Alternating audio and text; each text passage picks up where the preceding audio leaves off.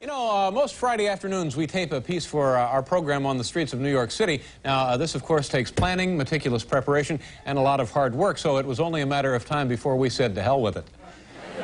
Instead, we decided to wander around aimlessly, pick up a couple of strangers, and hang around with them all afternoon. And here, boys and girls, is what happened. Hi. Oh, how are you today? Good, how are you? Pretty good. What's your name? Right outside their hotel, we met Neil Bordy and Tanya Anderson, just in from Louisville, Kentucky for a weekend vacation. What are you doing right now? We're just getting ready to go out and do a little sightseeing. And would you mind if we came along with you? Would that bother you? Because as it turns out, we really have nothing to do today. It's too bad. Yeah. They planned to spend the afternoon sightseeing and agreed to let us tag along. I'm guessing it was the jet lag. Taxi! Hey! Right here! Taxi! Huh? What? Empire State Building. And step on it. Nice view, huh? Not bad. Yeah, yeah. That's the Lincoln Memorial over there. Yeah. Which one? Right over there. See those twin towers? That's Lincoln and his wife. Well, that's the Golden Gate Bridge. You can't see it because of the fog, but it's beautiful.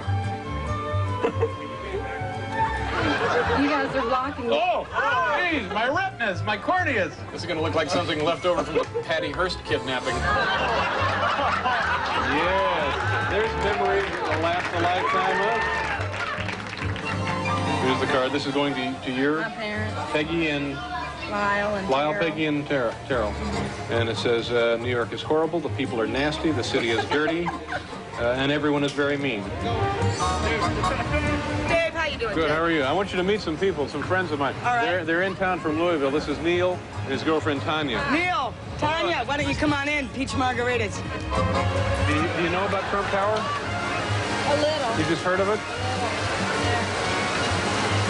And you know, Donald Trump's in the news all the Is he really?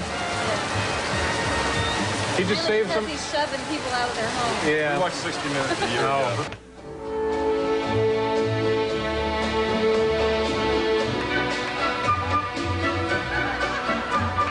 Hi, how are you? Are you the security man? Yes.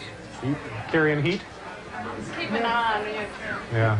Do you have a gun on you? Yes. Show us your gun. I don't think it'd be good.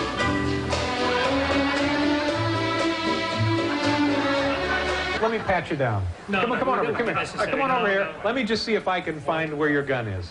Please. No.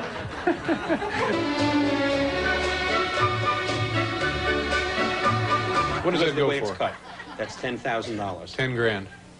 I don't know, that might be a little showy with that necklace. Foxes are what, they're clubbed to death? No, no, no. Well, they have to be very carefully Yeah. put to sleep. Are they shot in the head? What?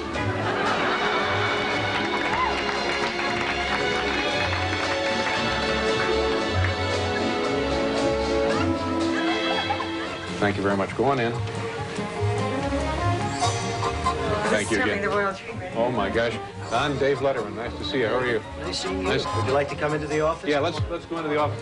Because I need to talk to you about the heating in my building, Don. Don, where is Doug Flutie, for heaven's sakes? Doug! Where the hell do you have him? All right, I have one more question and then we're out of here. It's the middle of a Friday afternoon. You didn't know we were coming. Absolutely. You said, come on up. How busy can you be? I'm not busy. I have nothing to do. You know my truth? I have nothing to do. I wish I had more to do. What would you be doing I if think you I'll could go to do it? Louisville. You should. We'll do a couple of real estate deals in Louisville. There's a spot over here down on the carpet. Look into that. Thank you very much. Bye-bye. All right, let's get out of here. Don't touch anything. Let's go. Let's keep going. That's about it. And after this, you're pretty much on your own. Nice meeting you. right. Take Thank care. you. Have a good time. Thank you. Bye-bye. Bye-bye. Keep your hand on your wallet. All right, bye-bye.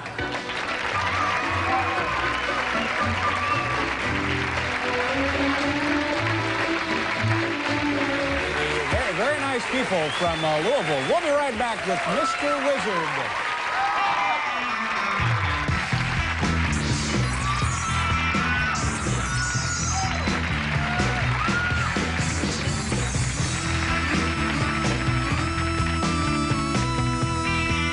Has enough money to give everyone in the audience tonight $1 million.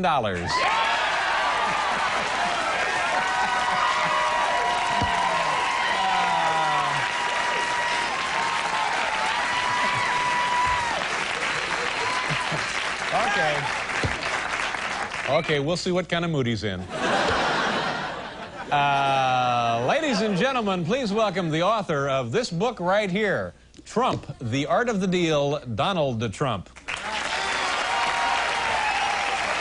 Hi, Donald. Good to see you. Nice of you to stop by. Thank you, David.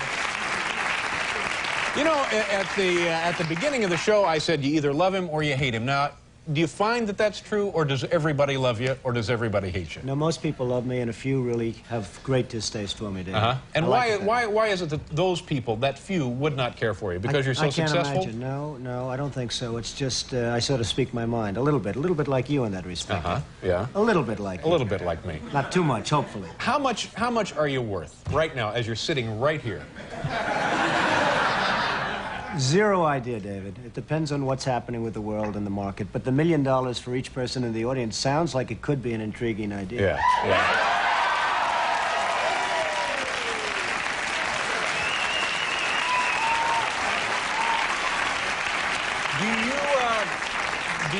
Do you make more money? You own casinos. How many casinos do you own?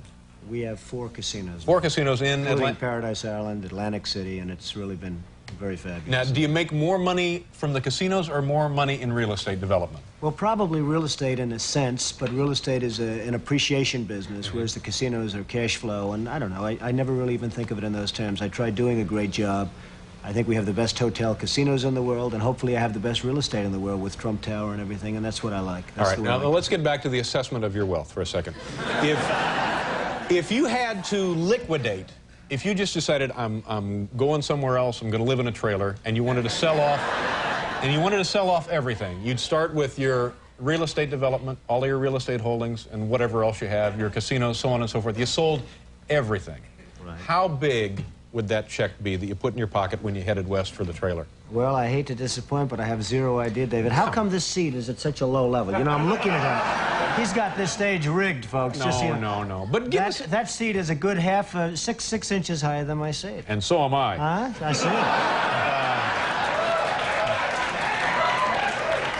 But no, I'm serious. I think that this... I'm not going to get you off that subject. No, this is... I think this is the kind of thing that people love to fantasize about, because you are unquestionably one of the most successful men in the country, if not the world, and also one of the wealthiest. So, give us a figure that we might ponder here.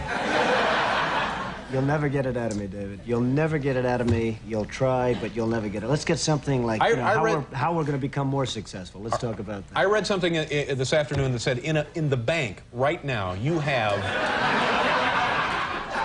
$500 million in cash. In cash. Is that a fair? Which paper did you read that in? Well, I can't divulge those sources. You have to give me the newspaper. No, just tell me, is that not true, or is that close? Am I nuts here? Well, I don't know. You have to tell me where you got that, David. This is a very unusual interview, folks. You won't put a figure, just an imaginary figure? Never would. $1 billion. You're worth $1 billion? Perhaps. Perhaps. Perhaps. Are we the low side of perhaps or the high side of?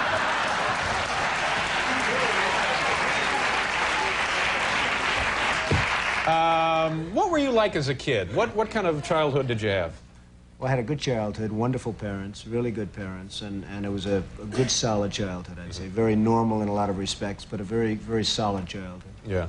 From the standpoint of family, you know. Are you a driven person? Do you jump out of bed in the morning and just... I don't think of myself as driven. I'm fortunate. I don't need lots of sleep like some people, and some people don't. I don't need that. I would say that I'm somebody that enjoys what I do, and I enjoy it so much that perhaps I do it well. But I really enjoy what I do. I don't like to think of myself as driven. I don't like to think of myself really as ambitious. I just enjoy what I do, Dave. Is what you do something you've always wanted to do? I know your father was and still is a real estate developer. My father was in the real estate business, and I've been in that and other businesses and different things. I like what I'm doing. I just enjoy what I'm doing. I love the real estate business, and I love the other businesses that I'm in. Could you have done it without your father as a support system, both emotionally and financially? Did he help you out when you were starting? The emotional was very important, and I learned a lot from my father, more than anything else. I learned a lot. My father was out in sort of a tough business in Brooklyn, Queens, rent-control property and various properties, and it wasn't a great business. It was a good business, and he was a solid guy and a bright guy. And I learned a lot from my father. And I think in terms of support, that would be the #1 thing that I got from my father. Have you had failures, big failures? Well, I don't look at failures as failures. I think a failure is something that you really want to learn by. I would say that I haven't had too many, and I want to keep it that way. I like keeping What's it the biggest bath you've taken on a deal? I don't know if I can answer it yet. I mean, let's see what happens. So far, I've been very fortunate. But, I mean, we've all been fortunate. Markets have been going up other than a few weeks Now, did you ago. get hurt in the stock market then? Not particularly, but I think everybody gets hurt because when you lose $1 trillion or whatever throughout the world, I suspect everybody's hurt indirectly. I'm in the real estate business. You sell apartments, you sell this, you sell that. Perhaps people don't have as much. Everybody gets hurt by that, David. Let me ask you one more of these silly questions, and I promise after we do the commercial, we'll go on to other topics. Then we're going to get serious, right? Well, I didn't say that. What would it take, what kind of a hit would it take to get your attention where you would maybe need a drink? Where somebody came in and said, Don, we got some bad news. Woo!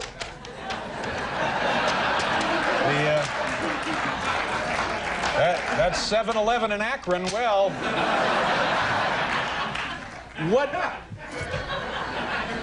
Hopefully, David, I wouldn't be in a position where I'd have to take that kind of... I know that. I know. We're just pretending. I just want to tell you that... You act like you're running for something. No. We'll do a commercial. We'll let him think some of these over and try and get a straight answer.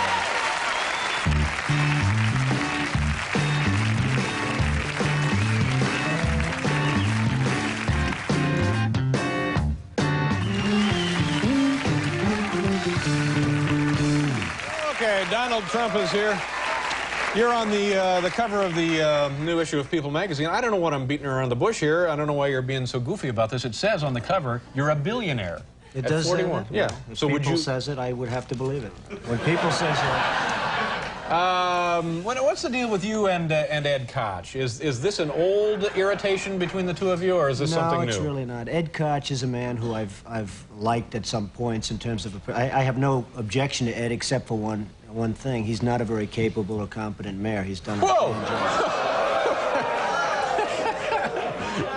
He's done a bad, as most of you New Yorkers would probably know, he's done a pretty bad job running New York, and that hurts me and it hurts everybody.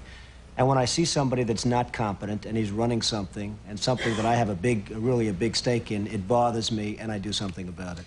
Are you speaking from a position of somebody who has a lot of really special interest in the city? No, it's not I do have a special interest. I have a special interest in New York. New York City is a hot city. It's a great city. It's the greatest city in the world, according to many, and according you're here, and we're also here. Right. And I hate to see some of the things happening with New York that have happened under the Koch administration. So I hit him pretty hard in the book, but I hit him fairly in the book. I hit him very fairly. Yeah. Probably very hard in the book, but very fairly. Is it kind of a pointless defense to say that this city is so big that it is actually unmanageable to a certain extent, and he's doing the best he can, sort of just tending it day to day? No, I don't think so. I mean, I hope that's never a defense of anybody. I did the Woolman skating rink in 4 months for $2 million or $2.5 million. They started 7 years before that and were unable to build it. I think they spent something like $15 million. This is a huge ice skating facility in Central Park, which the city was... 7 years. 7 years. 7 years, they could not get it open. They could not build it, Yeah. and we did it in 4 months. So, you know, you say, hey, it's big and everything else, and give them a little bit more time, but the fact is, that's a disgrace. The zoos are a disgrace. The subways, the schools. It's really, David, it's really management. It's management, it's competence, it's capability, it's just basic ability, and Ed Koch doesn't have it. Yeah, but you're speaking again from the over-the-fence in private enterprise. He's trying to run a municipal administration. It can be done. You think it could be done? Absolutely. By the right person, it could be done. Yeah. Any thoughts? I mean, would you want to be mayor of this city? No, I wouldn't want to be mayor. It'd run very well if I was mayor, but I would not want to be the mayor of New York. Is there something you do want? No, I just want to keep doing what I'm doing. I mean, Yeah. I'm on your show. You're a fantastic show. You're a star in my book. Everyone's talking about... Yeah, I know. I appreciate that. We wrote all about David in the big book. Now, that's another Pretty thing. surprised We to see came that. up to you that one afternoon, completely unannounced. We were in the lobby of the Trump Tower facility up the road there, and we just called up and said, can we come up and see Don? And they said, come on up. Absolutely. Now, how busy can you be? I'm not busy at all. But you That were was actually, a lot of fun, by the way. Yeah, it Your was fun. coming up was a lot of fun. And I must say, I thought that was very gracious of you to do, because obviously you got a lot better things to do than goof around with me. You're right. Yeah. And what about the, are people trying to draft you to run for president up in New Hampshire? Well, I guess a lot of people want to see this country. It's a shame what's happening. Japan, Saudi Arabia, Kuwait, everybody's taking advantage of the United States. People know that if certain people are running a country, that it won't happen. I mean, when you look at Japan, not paying for the defense, we're defending Japan. We're losing billions and billions of dollars. We're fighting for AIDS help and for farmers and for this and that. And it's a shame. And the Japanese folks, who I respect greatly, but they're not treating us fairly. They're really not treating us fairly. Kuwait, Saudi Arabia, they're not paying us anything for the services we're rendering, and I think it's a disgrace. And I think people look at certain people, and maybe me, if I were in a position, this country, believe me, would not be ripped off like it is. And it is just being ripped off so badly by our so-called allies. Yeah. So that's a pretty strong statement. So now, are you saying I don't think it's that... strong. I think it's fair. And by the way, I have tremendous respect for the Japanese. I do a lot of business with the Japanese. And they smile about it, too. They know it. The country is losing billions and billions of dollars to Japan, and we can't afford to lose. And it's a shame. But so now, are you saying this by way of indicating that you could do it better, and you do intend to run for president at some point? No, I'm not going to run for president, but I think somebody... Now, in 8 years, if you came back, would you have a different answer? In 4 years, I tend to doubt it. I really tend to doubt it. But I just think that there are so many ways that this country can straighten itself out, and we're not going about those ways. Cutting farm aid is not the appropriate thing. Cutting help for the homeless and help for the poor and welfare... Certain things can be done that really will mean big dollars to this country, and those things are not being done right now. Let me ask you one other question, because I know you have other appointments and stuff to get to. If you go to dinner and the bill is like, say, $25, how much of a tip would you throw down? Well, you know, the way I feel about tips, if somebody does a super job, I give more than anyone. And if somebody does a lousy job, I probably give less than anybody. And that's the way I feel about life.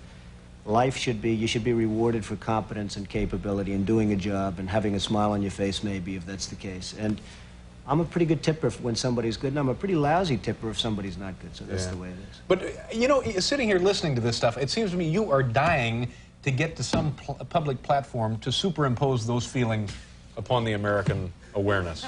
Well, maybe so, but I'm not. I would like to have the feelings known and let somebody else do it, and it can be done. If the ball's carried correctly, it can be done. Yeah, but if you want something done right, do it yourself. Here is the book. It's Trump, the Art of the Deal, and this is Donald Trump. Donald, thank you very much for coming out. We'll be right back.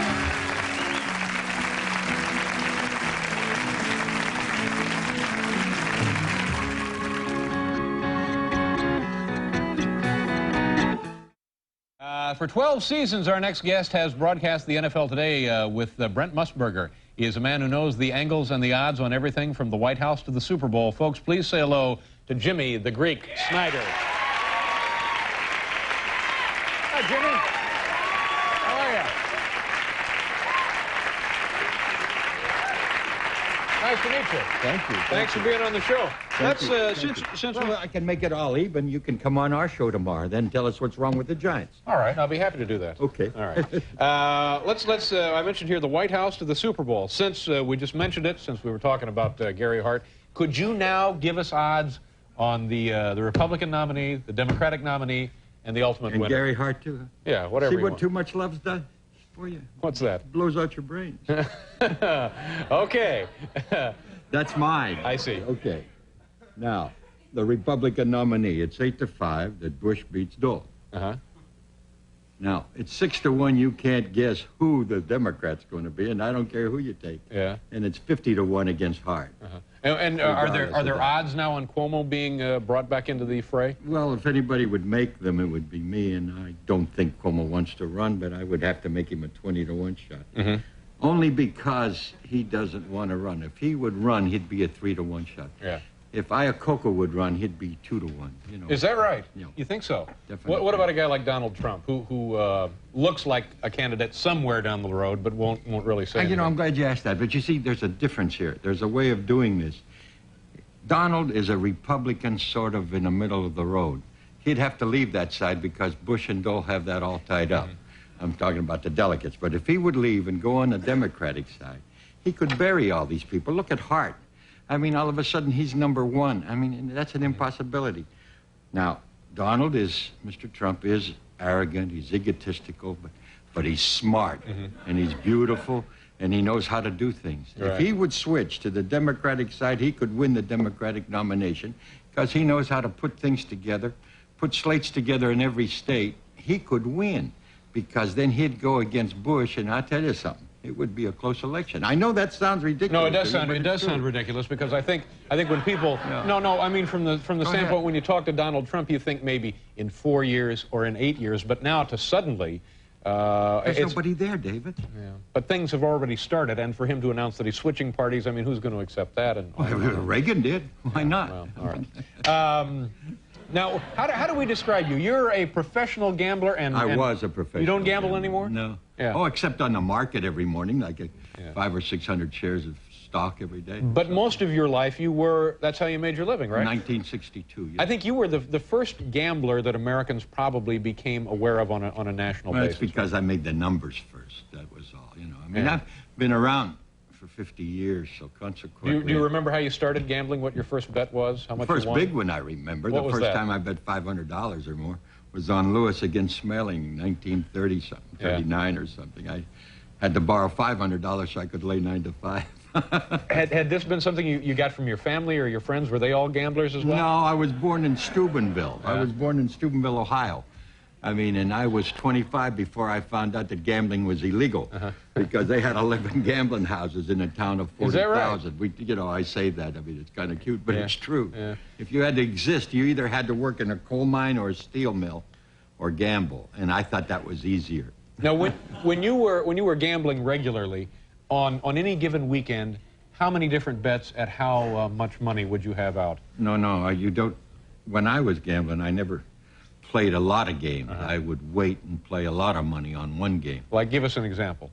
Well, the big one that I lost, in fact, was Kentucky against Santa Clara in 1950. And I bet $250,000 on it. But you know... I'm sorry? $250,000 on one game? Yeah, but I lost it. Jeez, that's But you know, I depressing. bet $50,000 on the other 5 bowl games that day, and I won all 5 of them. But you know what? Goes to show you how reaching smart for I my was. wallet to give you a hand, and you broke you don't even have then to- that day. Yeah, I broke even, but the whole thing about it, you know, today there's people in Vegas and around the country that do that every week. Yeah. I mean, it was nothing. It's really mushroomed, hasn't it? It sure has. Do you remember your single biggest win and your single biggest loss? Was that it, the $250,000 loss? A big win was Truman against Dewey, you know. Really? You had money on that? Yeah. I didn't have to put up too much for that. I wouldn't think so. And how much did you end up bringing home? I took 17 to 1. I mean, it's a matter of record that I won 170,000. But Winchell was around, and somebody, you know, by the time the story was told and retold, he had me winning $1,700,000, and I had the IRS on my back for about 7 years after that. How are you and Brent getting along? Wasn't there about 5 years ago, you guys got into a scuffle in a bar or something? Now listen, we've been together for almost 13 years. We're entitled to one argument. I mean, you know, you have that many arguments with your wife every week. No, Brent said something he shouldn't have said, and I did something I shouldn't have done. He and I are the closest of friends. I saw him on your show. But somebody did get punched, right? Well, it was about even. All right, a little punch out. Did you hear that, Paul? We're entitled to one punch out. This is the man you see every, I guess, Saturday and Sunday now, right? Well, Saturday and Sunday this week, right? Yeah. And next week also. Jimmy the Greek. Pleasure to meet you, Jimmy. Thank you very much for being here. We'll be back with Ryan.